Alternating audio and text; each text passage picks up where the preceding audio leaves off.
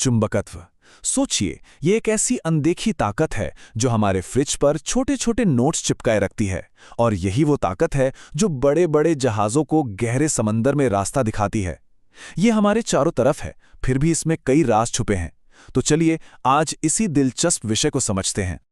चलिए एक बहुत ही आम से सवाल से शुरू करते हैं। एक कंपास की सुई आखिर हमेशा उत्तर यानी नॉर्थ की तरफ ही क्यों इशारा करती है? इसके पीछे कौन सी शक्ति काम कर रही है? इस एक सवाल का जवाब हमें चुंबकत्व की दुनिया के कई गहरे राज बताएगा। तो सबसे पहले यह समझना जरूरी है कि आखिर ये चुंबक है क्या। असल में जो प्राकृतिक चुंबक होते हैं ना, वो एक खास तरह के पत्थर होते हैं। ये लोहे का ऑक्साइड है, जिसे मैग्नेटाइट भी कहते हैं। इनका कोई फिक्स शेप नहीं होता, ये तो प्रकृति में बस चट्टानों के टुकड़ों की तरह मिलते हैं। अब प्राकृतिक चुंबकों के अलावा होते हैं आर्टिफिशियल मैग्नेट्स, मतलब वो जिन्हें हम और आप फैक्ट्रियों में बनाते हैं, लोहा, इस्पात और कोबाल्ट जैसी धातुओं से। यही वो चुंबक हैं जो हमें अपनी रोज की जिंदगी में दिखते हैं, जैसे बार मैग्नेट, घोड़े की नाल वाले चुंबक या फिर कंपास की वो नन्ही सी सुई। तो किसी भी चुंबक में ऐसा क्या खास होता है? देखा जाए तो इसके दो बहुत ही फंडामेंटल गुण हैं। पहला, ये लोहा, कोबाल्ट और निकल जैसी चीजों को अपनी तरफ खींचता है, और दूसरा, अगर किसी चुंबक को आजादी से लटका दें तो वो हमेशा घूमकर उत्तर दक्षिण दिशा में ही आके रुकेगा। और बस यही कंपास का असली सीक्रेट है। चलिए अब बात करते हैं चुंबक की उस अनदेखी ताकत की जो इसे इतना फैसिनेट बना देती है। देखिए, हर चुंबक अपने चारों तरफ कह सकते हैं एक असर का दायरा बनाता है। इसे ही हम चुंबकीय क्षेत्र या मैग्नेटिक फील्ड कहते हैं। ये एक अदृश्य घेरे की तरह है, जिसके अंदर आते ही दूसरी चीजें चुंबक का असर महसूस करने लगती हैं। अब सवाल ये उठता है कि इस अनदेखी फील्ड को हम समझें कैसे। इसके लिए साइंटिस्ट ने एक कॉन्सेप्ट बनाया है, चुंबकीय बल रेखाओं का। ये ऐसी काल्पनिक लाइनें हैं जो हमें बताती है कि चुंबकीय बल किस दिशा में लग रहा है और कहां पर कितना मजबूत है। इन बल रेखाओं के कुछ बड़े मजेदार नियम हैं। पहली बात, ये हमेशा उत्तरी ध्रुव से निकलकर दक्षिणी ध्रुव की ओर एक पूरा चक्कर लगाती हैं। दूसरी, ये लाइनें कभी भी एक दूसरे को काटती नहीं। और तीसरी बात, जहां ये रेखाएं बहुत पास पास होती हैं, वहां चुंबकीय शक्ति सबसे ज्यादा होती है। चलिए अब थोड़ा और डीप डाइव करते हैं और समझते हैं कि पदार्थ और चुंबकत्व का आपस में क्या रिश्ता है। ये सवाल तो मन में आता ही होगा, है ना, कि चुंबक सिर्फ लोहे जैसी चीजों से ही क्यों चिपकता है, लकड़ी या प्लास्टिक से क्यों नहीं? इसका जवाब छुपा है पदार्थों के बर्ताव में, जिन्हें विज्ञान 3 अलग-अलग श्रेणियों में बांटा है। तो पदार्थों को उनकी चुंबकीय प्रतिक्रिया के हिसाब से 3 ग्रुप्स में बांटा जा सकता है। पहले होते हैं डायामैग्नेटिक, जैसे तांबा, ये चुंबक को हल्का सा दूर धकेलते हैं।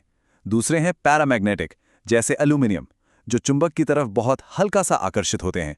और तीसरे, जो सबसे काम के हैं, वो है फेरोमैग्नेटिक पदार्थ, जैसे लोहा और कोबाल्ट, जो चुंबक की तरफ बहुत मजबूती से खींचते हैं।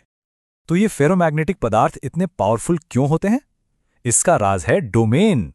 इसको ऐसे समझिए कि पदार्थ के अंदर लाखों करोड़ों छोटे छोटे इलाके हैं, जहां सारे परमाणु एक टीम की तरह एक ही दिशा में लाइन में लगे होते हैं, और हर इलाका खुद एक नन्हा शक्तिशाली चुंबक बन जाता है। और जब मैं लाखों करोड़ों कह रहा हूं, तो ये नंबर वाकई में बहुत बहुत बड़ा है।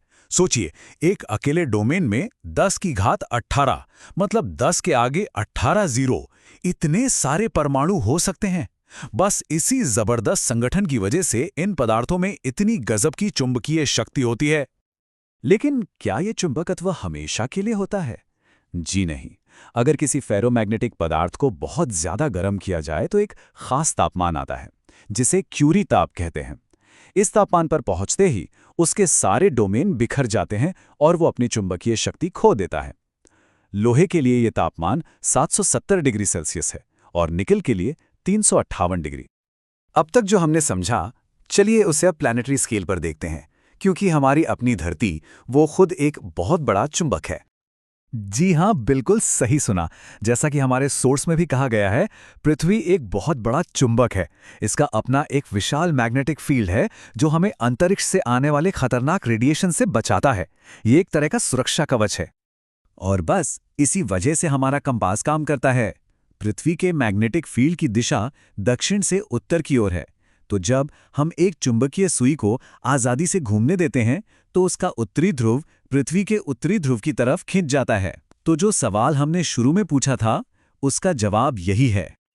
अब धरती के इस विशाल मैग्नेटिक फील्ड को ठीक-ठीक नापने के लिए वैज्ञानिक 3 चीज़ों का इस्तेमाल करते हैं। पहला है दिक्पात कोण, जो हमें बताता है कि असली उत्तर और मैग्नेटिक उत्तर में कितना फर्क है।